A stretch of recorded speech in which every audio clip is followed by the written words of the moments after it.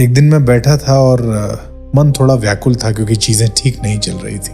और मैं व्याकुल मन से जब बैठता हूँ तो उनके पास जब बैठता हूँ तो उनको पता चल जाता है। तो इससे पहले वो मुझसे कुछ पूछते, मैंने ही उनसे पूछा कि आजकल तुम इतने उदास क्यों रहते हो, बहुत चुप रहते हो, बोलते नहीं हो, गुमसुम रहते हो। मुझे लगा शायद मेरे इस प्रश्न का उत्तर वो देंगे, बट उन्होंने उस प्रश्न का मुझसे उसके बदले प्रश्न ही कर लिया है।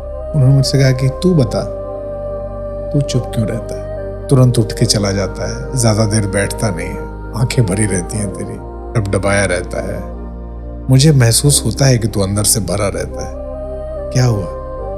मैं कुछ बोल नहीं पाया।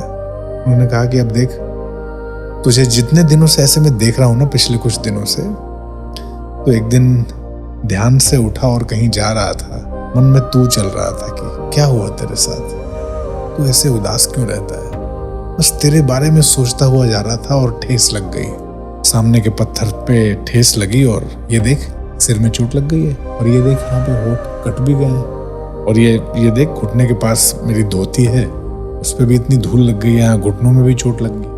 तो मैं एकदम से सहम गया। मैंने कहा ये कब हुआ तुम्हारे साथ?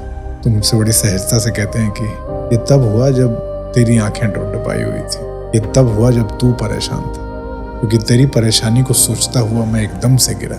नंदी पीछे थे और मैं आगे था, तो दौड़ के आए नंदी, लेकिन तब तक चोट लग चुकी थी। फिर मैं नजदीक गया उनके पास, उनके माथे को सहलाया, कहा तुम्हें चोट ज्यादा लग गई है?